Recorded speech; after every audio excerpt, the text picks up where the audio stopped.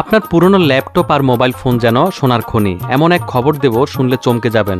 আপনার রাতের ঘুমও নষ্ট হতে পারে, কেবল আফসোস হতে পারে, আহা কি করেছি আমি, নিজ হাতে পানির দামে বেচে দিলাম সোনার খনি।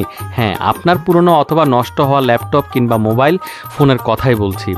পাড়ায় মহল্লায় যখন আপনার ঘুম ভাঙে, ভাঙাড়িওয়ালাদের নষ্ট ল্যাপটপ, নষ্ট সিপিইউ, নষ্ট মোবাইল থাকলে বিক্রি করতে পারেন চিৎকারে, তখনই কিন্তু আপনার সর্বনাশটা হয়ে যায়। আর যখন শুনবেন নামমাত্র দামে বেচে দেওয়া আপনার ও অন্যদের এই ল্যাপটপ কিংবা মোবাইল ফোনগুলো দিয়ে শত শত কোটি সোনা তৈরি হচ্ছে, তখন তো আপনার মাথায় হাত দিয়ে বসে যাওয়ার এই কথা। হ্যাঁ, বিবিসি জানিয়েছে এমনই এক প্যাটেন্ট আবিষ্কার করেছে যুক্তরাষ্ট্রের রয়্যাল মিন্ট নামের একটি কোম্পানি। তথ্য ও প্রযুক্তির যুগে ইলেকট্রনিক বর্জ্য বেড়েই চলছে, আর এই বিষয়টিকে কাজে লাগাতে এই বর্জ্যের ভেতরে লুকানো মূল্যবান ধাতুগুলো বের করার পদ্ধতি আবিষ্কার করেছে রয়্যাল মিন্ট। কার্ডিফের সাউথ লেসের কাছে এই কোম্পানিটির কারখানায় 30টিরও বেশি দেশের কয়েন তৈরির জন্য বিশ্ববিখ্যাত। 2 বছর ধরে তারা যুক্তরাষ্ট্রের সরকারি মুদ্রা নির্মাতা।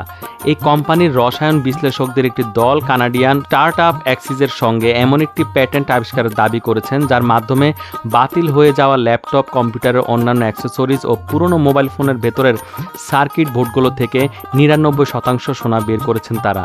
তাদের এই প্রক্রিয়া পুরোদমে চালু হলে প্রতি বছর শত শত কিলোগ্রাম সোনা উৎপাদনে সক্ষম হবে।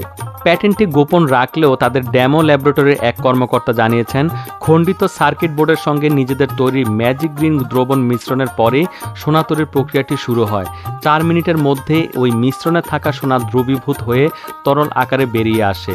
একইভাবে 20 বার প্রক্রিয়াটি সম্পন্ন হলে দ্রবীভূত সোনার ঘনত্ব বেড়ে যায়। সোনার এই ঘন দ্রবণ ফিল্টার করার পর একটি বিশেষ চুল্লিতে গলিয়ে নাগেটের আকার দেওয়া হয়, যেগুলো দিয়ে কানের দুল, নেকলেস ও অন্যান্য অলংকার তৈরি করা হয়।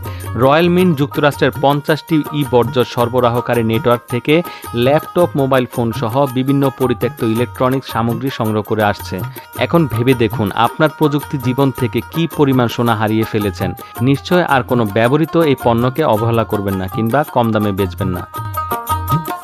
ভিডিওটি ভালো লাগলে লাইক, কমেন্ট, শেয়ার দিতে ভুলবেন না। এমন ইন্টারেস্টিং ভিডিও পেতে পেজটিতে ফলো দিয়ে রাখতে পারেন। আর প্রতিবেদনটি ইউটিউবে দেখে থাকলে সাবস্ক্রাইব করতে ভুলবেন না। আজ এই পর্যন্তই, দেখা হচ্ছে পরে কোনো ভিডিওতে। সে পর্যন্ত ভালো থাকবেন, টাটা।